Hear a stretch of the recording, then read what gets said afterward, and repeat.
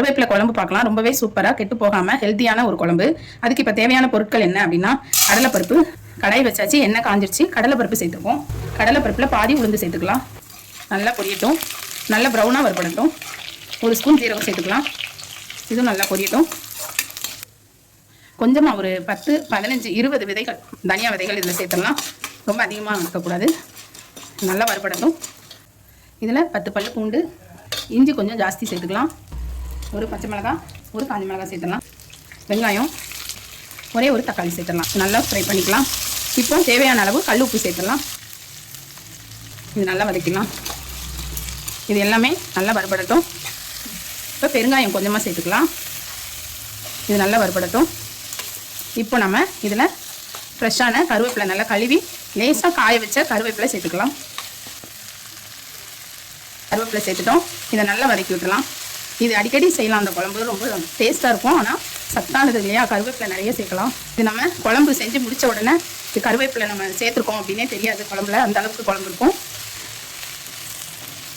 இது நல்லா வதங்கட்டும். இப்போ நல்லா ஃப்ரை ஆகிடுச்சு. இப்போ நம்ம இதை ஆற வச்சிடலாம். ஆற வச்சுட்டு அடுத்து என்னென்ன செய்யணும் அப்படிங்கிறத நம்ம பார்க்கலாம். இப்போது உடச்சக்கல்ல ஒரு ஸ்பூன் எடுத்துக்கோங்க, வேர்க்கடலை ஒரு ஸ்பூன் எடுத்துக்கோங்க, 10 முந்திரி எடுத்துக்கலாம். இதை இப்போ நம்ம அரைச்சிட்டு வந்துடலாம். இப்போ நம்ம கடாய் வச்சாச்சு, எண்ணெய் காஞ்சிருச்சு, கடுகு போட்டோம். கடுகு நல்லா வெடிக்கட்டும். கருவேப்பிலை போட்டாச்சு. நம்ம காரத்துக்கு குழம்பு மிளகாத்தூள் சேர்த்துடலாம். உங்களுக்கு எந்த அளவுக்கு காரம் தேவையோ அந்த அளவுக்கு சேர்த்துக்கலாம். இதில் புளி தண்ணி கரைச்சி வச்சுருக்கோம், அதை சேர்த்துடலாம். இது நல்லா கொதிக்கட்டும். ஒரு 2 ஸ்பூன் நாட்டு சக்கரை சேர்த்தாச்சு. இதில் நீங்கள் வெல்லமும் சேர்த்துக்கலாம். இது நல்லா இப்போது கொதிக்கட்டும். இது நல்லா அந்த மிளகாத்தூள் வாடை போகட்டும். நல்லா கொதிக்கட்டும், பார்க்கலாம். இப்போ இது நல்லா கொதிக்குது. இந்த ஸ்டேஜில் நம்ம பொடி பண்ணி வச்சுருந்தோம் இல்லையா, வேர்க்கடலை, உடச்சக்கடலை, முந்திரி, இந்த 3ஐயும் சேர்த்தாச்சு. இதை கட்டிகள் இல்லாமல் நல்லா கிண்டி விட்ருங்க. இப்போ அடுத்து நம்ம அரைச்சி வச்சுருந்தோம் இல்லையா கருவேப்பிலை, நம்ம அதை சேர்த்துடலாம். இப்போ நம்ம இந்த விழுதுகளையும் சேர்த்தாச்சு. நம்ம கொஞ்சம் தண்ணி ஊற்றிக்கலாம். மிக்ஸி கழுவுன தண்ணி ஊற்றிக்கலாம். இதை நல்லா இப்போது கிளறி விட்டலாம். ஏற்கனவே நல்லா கொதிச்சு தான் இருக்குது. இது எல்லாமே வறுத்தது தான்.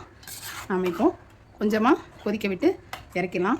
சூப்பரான கருவேப்பிலை குழம்பு ரெடி. இதே மெத்தடில் இதே அளவுகளோடு செஞ்சு பாருங்கள். ரொம்ப டேஸ்டியாக இருக்கும். இது சாதம், டிஃபன் எல்லாத்துக்குமே நல்லாயிருக்கும். இது நான் கொஞ்சம் கொதிக்கட்டும். இப்போது நல்லா கொதிச்சிருக்கு. இந்த ஸ்டேஜில் நாம் இறக்கிடலாம். சூப்பரான கருவேப்பிலை குழம்பு. நீங்கள் சாப்பிடும்போது இந்த கருவேப்பிலையோட மனமே இருக்காது, அந்த அளவுக்கு சூப்பராக இருக்கும். இதே மெத்தடில் இதே அளவுகளோடு நீங்கள் செஞ்சு பார்க்கும்போது ரொம்பவே நல்லாயிருக்கும். இதே மாதிரி செஞ்சு பாருங்கள்.